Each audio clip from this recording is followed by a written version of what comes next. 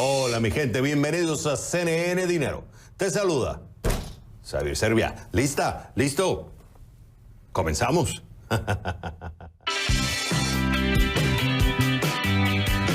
El gobierno de Biden busca subir impuestos a la ganancia de capital a largo plazo de 20 a casi 40% para aquellos que ganan más de $1 millón al año. Por eso pregunto, ¿es necesario y beneficioso para las finanzas públicas o es penalizar a los ricos? Lo averiguamos.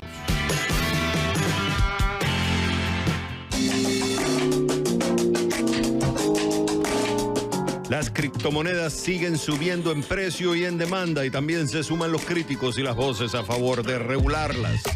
Por eso pregunto, ¿a las criptomonedas le está llegando la hora de más regulaciones? Lo analizamos. La Superliga Europea, una idea que venía cocinándose por años, apenas se anunció, generó polémica y parece que murió en el intento. Por eso pregunto, ¿dónde fallaron los creadores de la Superliga Europea? Lo discutimos.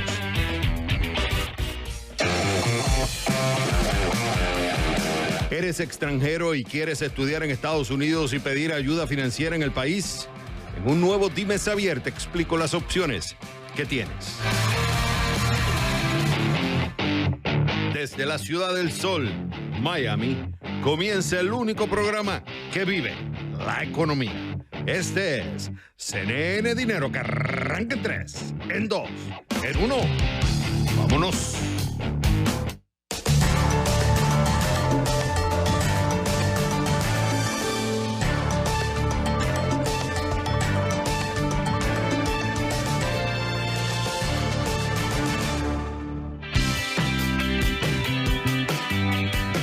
El gobierno de Biden busca subir impuestos a la ganancia de capital a largo plazo de 20 a casi 40% para aquellos que ganan más de $1 millón al año. Por eso pregunto, ¿es necesario y beneficioso para las finanzas públicas o es penalizar a los ricos? Lo averiguamos. Yo sé que tú estás de acuerdo con esta subida de impuestos. Antes de entrarte en las críticas a esa posición, y que quiero saber tu opinión, ¿por qué tú estás de acuerdo que se suba el impuesto a la ganancia de capital? Bueno, pues es un impuesto que va dirigido específicamente a los multimillonarios, a los más ricos de Estados Unidos, y supone para las grandes ganancias no creo que va a suponer un gasto tan oneroso para estas familias. Y sobre todo no es tanto el impuesto, sino qué se va a hacer con él. Se va a utilizar ese dinero para distribuirlo a las familias, para que las familias tengan más hijos. Y en la última semana hemos visto como el último censo ya dice que la población, el crecimiento de población de Estados Unidos está bajando la fertilidad. Y como yo, por ejemplo, que soy padre de 2 niños pequeños, sé que es muy caro, muy difícil en este país tener hijos. Entonces, el principal motivo a favor de este impuesto es que ese dinero se va a destinar para ayudar a las familias a que puedan tener más hijos en una etapa tan difícil de la vida, digamos, como es el criar a los niños pequeños. Ahora, tú dices que estás de acuerdo. Hay varias críticas. Desde el punto de vista del impuesto como tal, una de las críticas es que, como está la ley actualmente, todas las ganancias son gravables. O sea, una vez que tú realizaste esa ganancia de capital, es gravable. Sin embargo, tú no puedes deducir todas las pérdidas, porque en inversiones tú también pierdes. Solamente está limitada a $3,000. Entonces no sería justo, si yo voy a subirte el impuesto, ¿no debería entonces subirte también la deducción, que tú puedas deducir más en caso de pérdida? Sí, en principio esto no aplica tanto en la realidad. Primero, como bien decía, este impuesto solo aplica a activos que ha mantenido durante más de un año. Y cuando hablamos de estos periodos de tiempo tan largos, la mayoría de la gente lo mantiene 5, 10, 20 años, es muy raro que cualquiera de estos activos al final de tanto tiempo hayan perdido. Por eso es que la reducción es más baja. Y en la mayoría de los casos, sobre todo para esta gente, los muy ricos, que son a los que les va a afectar este impuesto, ya tienen unos activos mezclados con otros en diferentes instrumentos financieros, de tal manera que el neto casi nunca ni siquiera necesitan utilizar, ¿no?, esta declaración por pérdidas. La idea de poner este impuesto es que suban los ingresos del gobierno.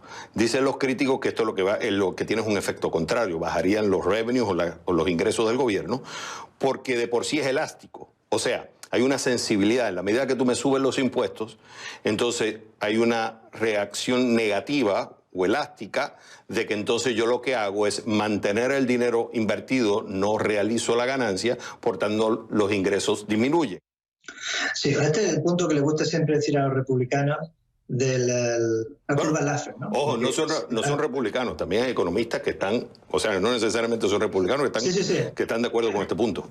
Sí, estoy de acuerdo, pero este argumento es el argumento de la curva de Laffer. Así que en cierto punto, si los impuestos son muy altos, puede estar reduciendo la cantidad recaudada que no la total, ¿no? Como decía, la tasa que se va a poner, el 40%, es la tasa que estaba con George W. Bush. Y en ese momento la tasa no se consideraba demasiado alta y que fuera a crear un efecto de Laffer. Esto es por una punta. Por otra parte, hay una cosa muy importante de que hablamos de este efecto que puede generar, que es cierto, de que la gente que se quede con los activos durante más tiempo para evitar pagar ese impuesto ahora y pagarlo más en el futuro. Hay otra parte importante en la propuesta, que es el quitar el step-up basis, que básicamente es cuando a gente con mucho dinero se muere y tiene que pasarlo a sus descendientes. En ese momento no se aplica el impuesto sobre ganancias de capital, lo cual en esos casos nunca se aplica. Lo que está diciendo ahora es que, bueno, una vez que se muera, en ese momento, antes de pasarlo a los descendientes y aplicar el impuesto correspondiente o lo que sea, es que en ese momento se aplique el impuesto de la ganancia. Con lo cual, añadir esta cosa, el quitar el stepping basis, lo que va a hacer el efecto contrario a lo que tú dices, va a hacer que la gente tenga más incentivos ahora a deshacerse de los activos más rápido, porque ahora mismo el sistema es ineficiente en el sentido de que la gente se quede con los activos durante mucho más tiempo, precisamente para nunca pagar el income tax. Por último, la crítica es que esto no va a incentivar o bajaría el incentivo o afectaría el incentivo a la inversión y el ahorro. ¿Qué dices tú? Sí, cualquier impuesto tiene un efecto directo que desincentiva el ahorro y la inversión. Lo que tenemos que ver es que ese dinero que se recauda con este impuesto o con cualquier otro, dos cosas. Uno, que este impuesto versus otros impuestos como sería subir el impuesto de la renta, causa unas distorsiones menores, porque como solo se aplica a los hogares más altos, que ya ahorran de por sí un montón. Y segundo es, ¿qué se va a hacer con este dinero, ¿no? O sea, si solo nos fijamos con que cada vez que hacemos un impuesto, subimos un impuesto, eso desincentiva el ahorro, eso es cierto, pero hay que ver qué ganancias tenemos, tanto económicas como no económicas, en el resto de la sociedad, con ese dinero que recaudamos con impuestos, ¿no? Porque por esa lógica tenemos todos los impuestos igual a cero, porque cualquier impuesto desincentiva la inversión y el ahorro. Lo que queremos ver es si nos compensa, por otra parte, lo que ganamos con ese dinero que recaudamos con el impuesto. Me quedan 30 segundos, José Antonio. Para ti, en conclusión, ¿este impuesto es penalizar a la riqueza o es necesario? Porque algunos dicen que lo que se está penalizando es el incentivo a ser rico. Este impuesto es una compensación parcial, como decía. Básicamente estamos volviendo a los impuestos de la era de George W. Bush, que ya de por sí son bajos en términos comparado con otros países desarrollados hoy en día y sobre todo comparado con Estados Unidos. Estados Unidos en los 60, los 70, los 50 tenían los impuestos al capital muchísimo más altos de los que tenemos ahora y unos impuestos a las rentas muy altas, mucho más altos de los que tenemos ahora, ¿no? La gente que quiere volver a la época dorada de los 50 a los 60, este es un paso en la dirección adecuada de ayudar a la igualdad de oportunidades y que la gente, los billonarios, paguen lo que tienen que pagar para contribuir a la sociedad de la que se benefician inmensamente. José Antonio, fue un gusto haberte tenido en el programa. Muchas gracias, Ariel. Un gusto siempre. Cuando regresemos a CNN Dinero, ¿quién se lleva la medalla de oro y de cartón de la semana? Eso, al volver a The Number One, CNN Dinero. Alphabet, empresa matriz de Google, registró un ingreso de $55.300 millones en los 3 primeros meses del año. Esto es un 34% más que en el mismo periodo del año anterior. Pero además, obtuvo beneficios cercanos a los $18.000 millones, superando por mucho las estimaciones de los analistas. La compañía también anunció una recompra de acciones por $50.000 millones. El presidente ejecutivo de Google y Alphabet, Sundar Pichai, destacó el uso del buscador de Google durante el año pasado, así como sus servicios en la nube. Los ingresos procedentes de estos últimos aumentaron 46% interanual hasta los 4.000 millones de dólares. Las acciones de Alphabet subieron casi un 4% en las operaciones posteriores al cierre del martes. ¿Y quién gana esta semana? Lyft. ¿Por qué? Toyota compra su división de vehículos autónomos. ¿Qué pasó? La automotriz japonesa compró el negocio de vehículos autónomos de Lyft por más de 500 millones de dólares, dándole a la tecnológica del transporte compartido el efectivo que tanto necesita. Lyft, con sede en San Francisco, se recupera de los estragos de la pandemia del coronavirus, con la que perdió 1.800 millones de dólares en el 2020 y planea volverse rentables a finales de este año, según su último informe de ganancias. Por su parte, a Toyota la compra le permite lograr sus objetivos de conducción autónoma creando un equipo de ensueño de unos 1.200 investigadores e ingenieros de todo el mundo. También pone el acelerador en la reciente creada subsidiaria Woven Planet, que se dedica a invertir en tecnologías futuristas, incluida la conducción automatizada, las ciudades inteligentes y la robótica. Claro, no sabemos si con esta inversión Lyft logrará cumplir con su meta de productividad, pero porque Toyota compra su división de autónomos, Lyft se lleva esta semana la medalla de oro de CNN. Dinero.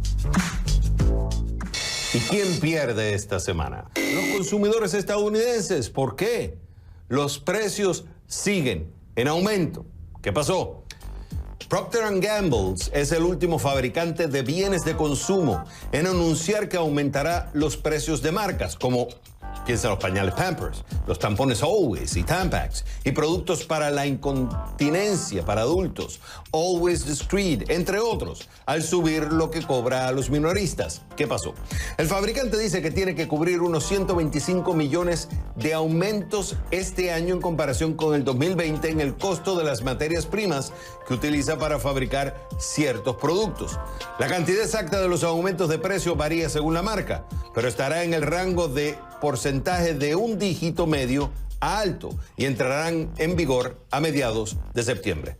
Kimberly-Clark también anunció la subida de precio de productos como el papel higiénico Huggies, Pull-Ups y Scott en Estados Unidos para el mes de junio por el aumento de los costos de las materias primas. Ahora, queda esperar a ver si los clientes minoristas de P&G como Walmart, Target y Costco transfieren esos aumentos a los consumidores, lo que pronto podría afectar sus billeteras. Y por eso esta semana los consumidores en Estados Unidos se llevan la medalla de cartón de CNN.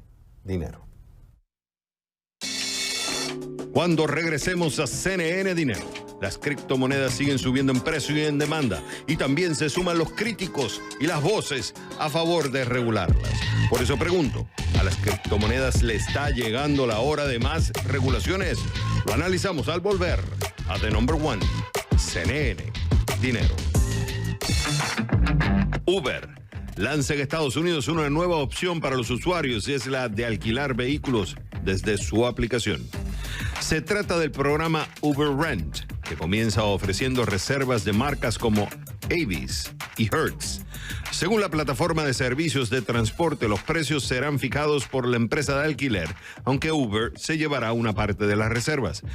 Este programa nace justo cuando ha habido una escasez de vehículos de alquiler en Estados Unidos. La situación se generó en parte porque algunas compañías de alquiler vendieron gran parte de sus flotas inactivas para sobrevivir a la pandemia. Uber también anunció que este mayo lanzará además un servicio de valet o de aparcamiento de vehículos, aunque solo en Washington.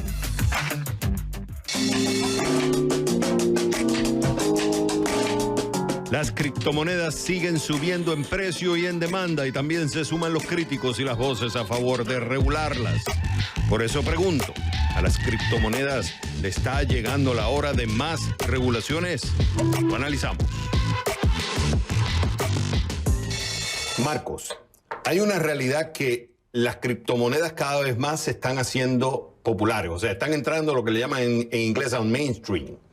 Cada vez están saliendo más, hay una demanda cada vez mayor, Parte por la desconfianza en los gobiernos, parte por la desconfianza en la banca, parte porque hay especulación. Lo cierto es que cada vez están siendo populares y eso lleva los precios hacia arriba. Pero la realidad también es que cada vez más están los pedidos de regulación. Cada vez hay más fraude reportándose, hay una preocupación de que se esté utilizando el sistema para lavar dinero, hay una preocupación de que se le esté tomando de pelo a mucha gente.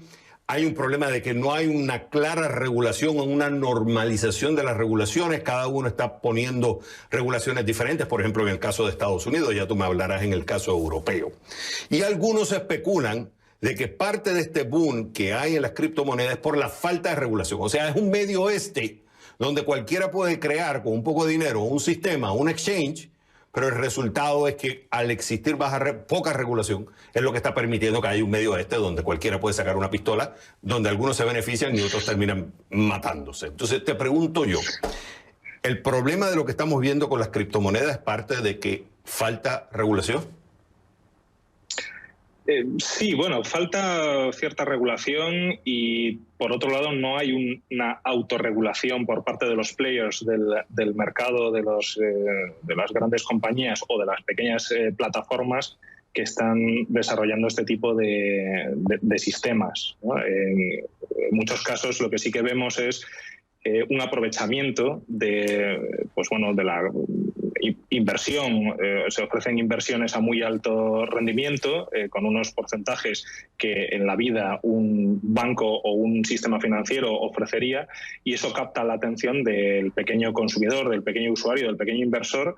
Y al final, pues si no tiene una adecuada formación y si no tiene una adecuada información sobre en qué está invirtiendo, en qué está metiendo su dinero, pues puede encontrarse con problemas. Y muchas veces, como bien decías, hay ese aprovechamiento de esa falta de regulación y ese aprovechamiento de la falta de información del usuario. Y eso genera pues una bola de nieve que va creciendo y que al final, como un péndulo, como si de un péndulo se tratase, los estados y los países pues acabarán regulando más o menos o con mayor o menor acierto todas las criptos. Fíjate que es complicado porque cuando hablamos de regulaciones se tiende a hablar de forma general, pero hay muchas áreas donde hay que regular. Por ejemplo, desde el punto de vista del consumidor, desde el punto de vista del producto, ¿qué es realmente una criptomoneda? ¿Es una moneda?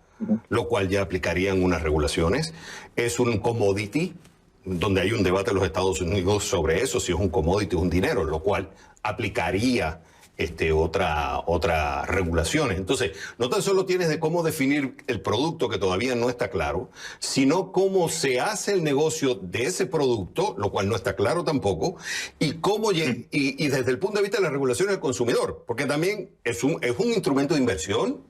Aunque están saliendo bancos de inversiones que lo están utilizando como un método de inversión, tampoco está claro si es un activo de inversiones. Entonces, cuando hablamos de regulaciones, hay muchas cosas que no están claras en esas diferentes áreas, ¿correcto? Correcto, completamente de acuerdo. A ver, sí que es cierto que al final, desde un punto de vista legislativo o desde un punto de vista del derecho, por lo menos aquí en Europa estamos entendiendo de momento que se trata de un medio de pago, o por lo menos la legislación va en ese sentido.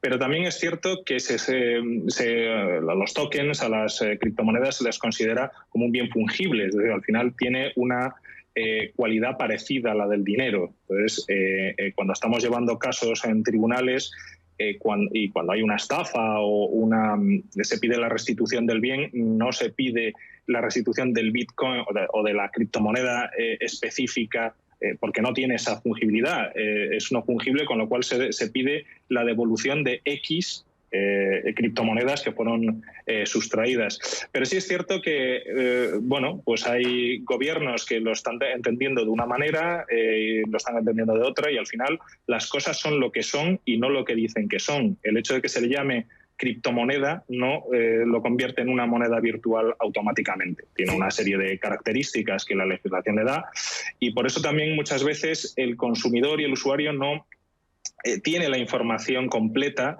o se puede hacer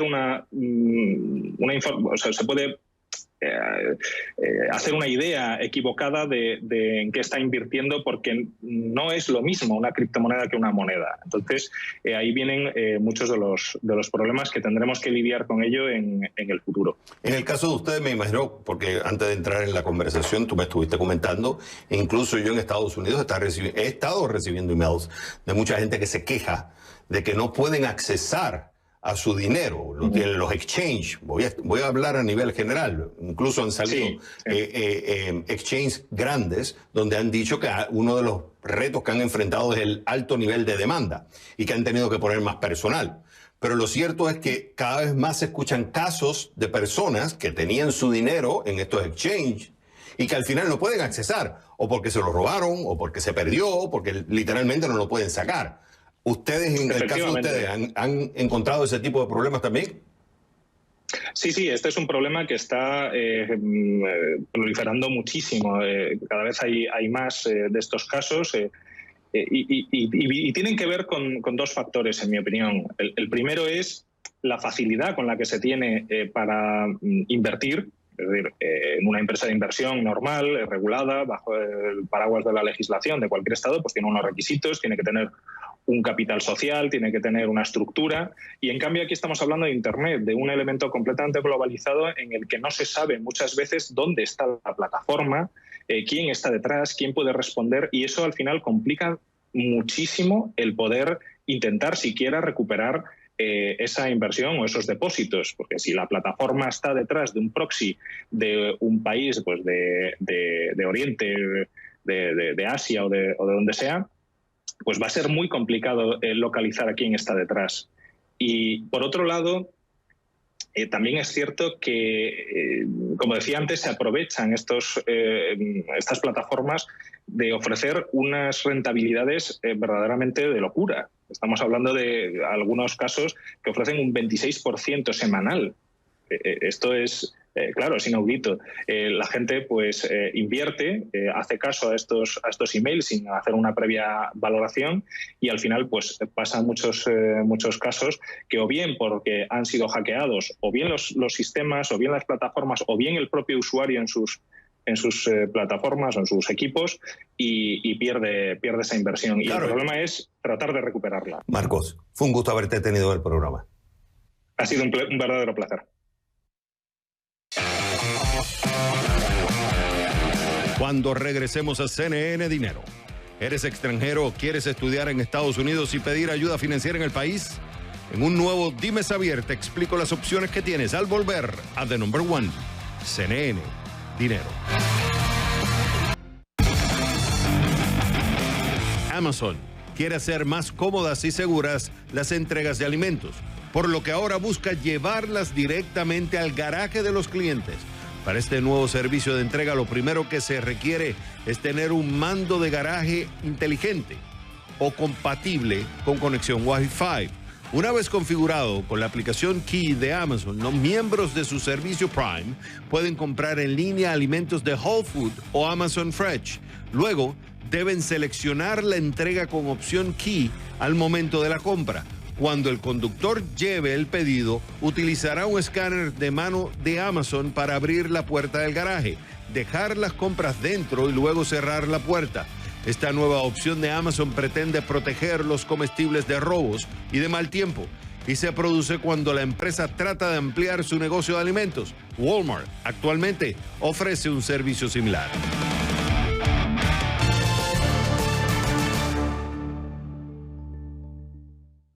Oye, ¿no me contaste? ¿Al final aceptaron a tu hijo en la universidad en Estados Unidos? Sí, lo aceptaron. Estamos felices. Te felicito. ¿Y cuándo se va? Oh, wait. Esos son otros 5 pesos. Ahora tenemos que resolver cómo vamos a pagar la matrícula. Uf. Me preguntan, Xavier, vivo fuera de Estados Unidos y mi hijo fue aceptado en una universidad estadounidense. Great. ¿Puedo solicitar un préstamo para pagar la universidad? Aunque los estudiantes internacionales tengan menos opciones que los locales para conseguir financiamiento para estudiar, no es imposible obtenerlo. ¿Dónde empezar a buscar? Número 1. Visita la oficina de Education USA en tu ciudad y reúnete con consejeros para que te asesoren sobre cómo postularte a universidades y becas. Número 2, consulta con la embajada de tu país, con el organismo gubernamental correspondiente para conocer las opciones que tienes. Número 3, prueba el buscador de becas gratuito y en línea del Departamento de Trabajo de Estados Unidos y también en USA.gov. Número 4, consulta con la universidad o la institución a la que planeas asistir para ver si ofrecen ayuda para estudiantes en tu situación. Y número 5, busca información en tu sector específico. Puede que haya compañías privadas y organizaciones sin fines de lucro que tengan una variedad de ayudas disponibles solamente para tu especialidad. Ahora, hay otros tipos de ayudas financieras que debes explorar. Número 1, becas. Por lo general, el dinero otorgado no se devuelve y se basan en méritos como el rendimiento académico o deportivo del estudiante. Ejemplo, NAFSA administra la campaña You Are Welcome Here. En este programa, más de 50 universidades y colegios ofrecen becas a estudiantes internacionales que reúnen ciertos requisitos, según me explicó Hartman. Número 2, subvenciones o grants, en inglés. Por lo general, esta ayuda no se devuelve y usualmente se brinda a base de la necesidad económica del estudiante. Ejemplo, el programa de intercambio educativo Fulbright, administrado por el Departamento de Estado de Estados Unidos, ofrece una variedad de ayudas basadas en el mérito del estudiante. Son muy exigentes. No todos los países califican para estas subvenciones. Por eso averigua si tu país califica. Más información, eca.state.gov/Fulbright. Número 3, trabajo y estudio. Por lo general, los estudiantes extranjeros no califican, pero hay excepciones. Mira este caso de la Universidad de Pensilvania. Debido a que los estudiantes internacionales generalmente no son elegibles para recibir fondos federales, la universidad usa fondos institucionales para permitir que los estudiantes internacionales de pregrado que cumplan los requisitos participen en el programa de trabajo y estudio. Número 4, préstamos. Es dinero que te prestan a cambio de devolverlo con interés. Hay casos como el de bancos, cooperativas de crédito y prestamistas en línea que los ofrecen a estudiantes internacionales, pero requieren que tengas un cofirmante que sea ciudadano estadounidense o residente permanente con buen crédito. Tal es el caso de Sally May, conocido financista de préstamos estudiantiles. Pero existen otros prestamistas que omiten el requisito del cofirmante, ¿como cuáles? Prodigy Finance se basa en la trayectoria profesional y en el potencial de ingresos para calificarlo para un préstamo estudiantil. Claro, espera que el interés sea mayor al que pagarás con un confirmante, pero no deja de ser una opción. Ahora, ¿has hecho los números? Número 1, el costo de la universidad. Según College Board, los costos de matrícula, tarifas anuales, etcétera, pudieran llegar en promedio a $32,410 por año. Y esto no incluye las otras 4 categorías importantes de gastos, como el alojamiento y comida, libros y útiles, gastos personales y transporte. Te pregunto, ¿ya sabes el número final? Número 2, la cantidad de deuda. ¿Cuánto dinero se toma prestado? Es un factor enorme que hace la diferencia. Tomar mucha deuda afecta el ingreso, no solo del estudiante, porque se debe más dinero. El tiempo que lleva a pagarla puede ser mayor y toma más tiempo recuperar la inversión, sino también el efecto en la finanza de los padres que, al tomar mucha responsabilidad, mucho gasto, en el presente, que afectaría otras áreas de la economía y sus necesidades futuras. Piensa en el retiro, por ejemplo. Te pregunto, ¿quieres estar a los 60 y 70 años pagando deuda estudiantil? Número 3, la educación es una inversión. Y como toda inversión tiene riesgo. Sí, la universidad puede ser una excelente inversión para la mayoría de las personas, pero no hay evidencia definitiva de que ir a la universidad o tener un título no le garantiza a todos que luego conseguirán un salario más alto o tendrán ingresos superiores. Número 4, la elección de la carrera. La tecnología y la globalización están haciendo que los mercados laborales sean más competitivos. Los empleadores buscan cada vez más trabajadores con habilidades y credenciales establecidas. Por eso, la elección de carrera puede hacer la diferencia. Una profesión que genere más oportunidades de ingreso en el futuro que otra con menos pueden hacer la diferencia. Mi gente, terminar una carrera universitaria, conseguir un posgrado o una especialización es el sueño de muchos. Y si te preparas bien, muy posible puedas hacerlo sin hipotecar el futuro de tus hijos y el tuyo.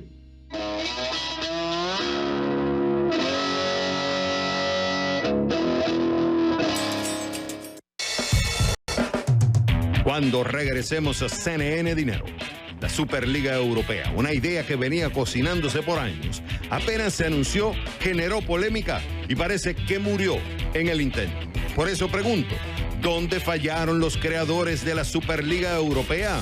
Lo discutimos al volver a The Number One, CNN Dinero. Apple desplegó un gran cambio en materia de privacidad que ya preocupa a algunas empresas como Facebook. Es una característica ya disponible en la actualización del sistema operativo iOS 14.5 que permite a los usuarios decidir cómo quieren que sus datos personales sean manejados. Ahora, deben dar permiso explícito para que las aplicaciones puedan rastrear su comportamiento y vender a los anunciantes sus datos personales, entre ellos edad, ubicación, hábitos de gastos e información de salud. Aquellos que opten por no autorizar verán menos anuncios personalizados. En un video en YouTube, Apple explica que algunas apps crean con los rastreadores un perfil digital que venden a terceros que a su vez lo utilizan para dirigir anuncios al usuario e influir en sus comportamientos y decisiones.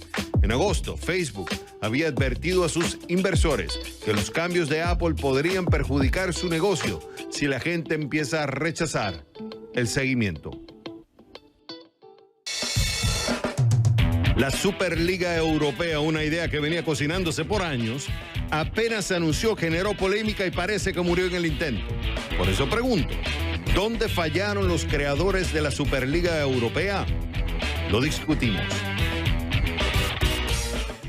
Darío, ¿dónde fracasó los organizadores? O sea, ¿dónde fracasaron los organizadores de la Superliga? Porque esto se viene cuajando de años. Y esta gente no son niños no son infantes en este negocio. Son gente que conocen, que tienen plata para pagar relacionistas públicos, especialistas en marketing, en legal. ¿Dónde fallaron? A ver, obviamente se fueron a pelear contra Goliat, ¿no? Que es la FIFA, de alguna manera. Entonces, la FIFA o la UEFA, pero al final la UEFA es una subsidiaria de la FIFA, ¿no? Que es la subsidiaria europea. En Sudamérica tenemos la CONMEBOL, que es la subsidiaria de Sudamérica. Pero si hay un lugar donde fallaron, fue en tratar de ganarle esta pulseada a la FIFA. En realidad, tú hablaste de los relacionistas públicos. Me parece que acá el gran ganador es la UEFA, que utilizó a la gente de relaciones públicas para echarle en contra al fanatismo. Fíjate tú que el presidente de la UEFA, el mismo Infantino, el presidente de la FIFA, siempre hablaban como que le estamos robando el fútbol a la gente.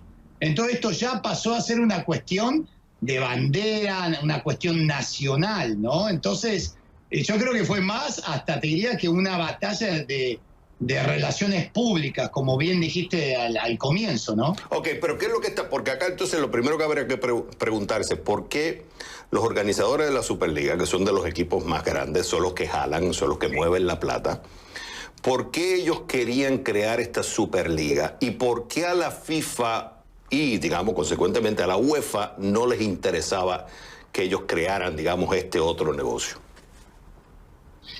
Bueno, la FIFA o la UEFA, que al final de vuelta es lo mismo, lo que quieren es obviamente el control y de alguna manera manejar el negocio del fútbol, que como lo hablamos infinidad de veces es gigante y es multimillonario.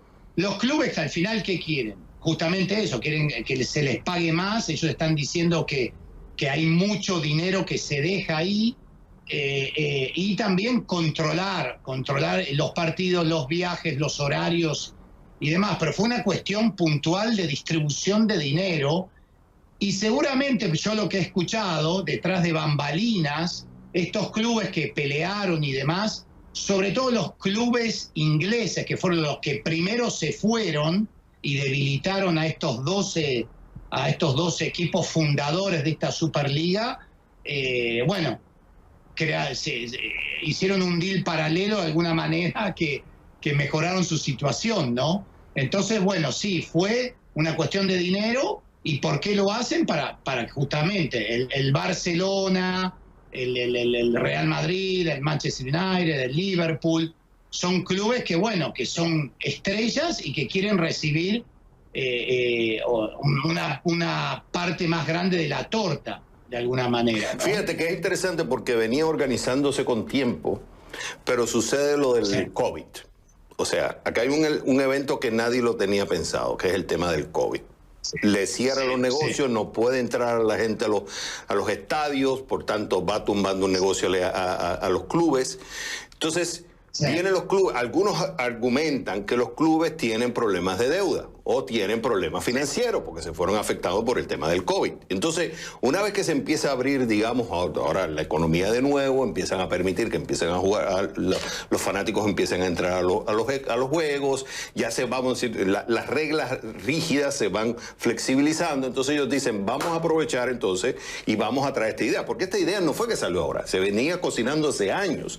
Entonces, ¿no será que a lo mejor los equipos en esa desesperación de tirarlo en estos momentos que estaba lo del COVID, dijeron vamos a tirarlo ahora porque la gente va a estar más receptiva, pero no estimaron la reacción contraria que iban a tener los contrarios, que eran los que les estaba de alguna forma afectando el negocio, que es la FIFA? Sí, el timing, es verdad, casi todos los clubes, no solamente en Europa, pero en general en el Mundial y sobre todo en nuestros países, en Latinoamérica, están en bancarrota.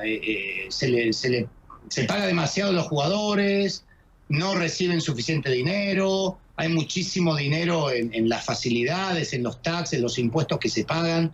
Entonces los clubes están en un mal momento y vienen de 1 año y medio de esta pandemia que justamente la gente no puede ir, no puede consumir y esos son los dineros importantes y el cash flow de alguna manera que le queda a estos clubes en el día a día. Todos los fines de semana reciben una gran cantidad de dinero que ahora no la están recibiendo y ellos sí tienen que seguir pagando a los jugadores y pagando a todo el mundo. Entonces, los clubes están en problema y bueno, fueron justamente a los organismos controladores, a estos sindicatos, instituciones, llámalo como quieras, ¿no? Pero fueron a decir, hey, si no podemos mejorar la situación, nosotros de alguna manera hacemos la huelga y nos independizamos y creamos nuestro propio torneo, ¿no? Que fue lo que intentaron hacer. Y fíjate que tenían financiamiento, financiamiento de miles de millones de dólares que iba a estar financiado a través de bonos a largo plazo en un momento donde los intereses están bien bajos. O sea, y por otro lado, las televisoras de alguna forma también tienen intereses porque al final la gente sigue a los equipos. Claro, aquí vienen los equipos pequeños, sufrirían. Y también estaría sufriendo la institucionalidad del fútbol, que en este caso es la FIFA, porque entonces ya estás teniendo una competencia. Total. Y hay algo que esta Superliga creó y es, la FIFA se tiene que renovar. Los estatutos de la Champions League, por ejemplo, que es el torneo acá que iba a competir, los clubes se iban de la Champions para jugar esta Superliga. Estos estatutos fueron creados en 1930, imagínate, no había internet, no había Facebook, no había Instagram, era otra cosa, ¿no? Y de vuelta, no se están actualizando. Entonces, de alguna manera, lo que se logró con esto es, los clubes mejoraron y se posesionaron y seguramente en bambalinas mejoraron su distribución de ingresos, pero garantizado eso, Xavier. Y lo que sí, tú decías, esto se viene planeando hace años. Se viene planeando hace más de 3 años y la UEFA y la FIFA lo mataron en 4 días. Imagínate. Ahora, me quedan 30 segundos. ¿De alguna forma podemos decir que lo mataron?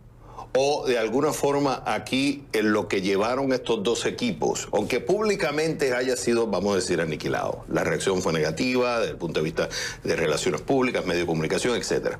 Pero de alguna forma no están llevando a empujar a una negociación y que al final los equipos van a conseguir algo que les va a beneficiar también. O sea, lo que quiero decir con esto, la Superliga sirve de alguna forma para empujar una negociación para que entonces la FIFA empiece a ceder y de alguna forma decirle nosotros queremos ganar más, así que cambiemos la regla de juego.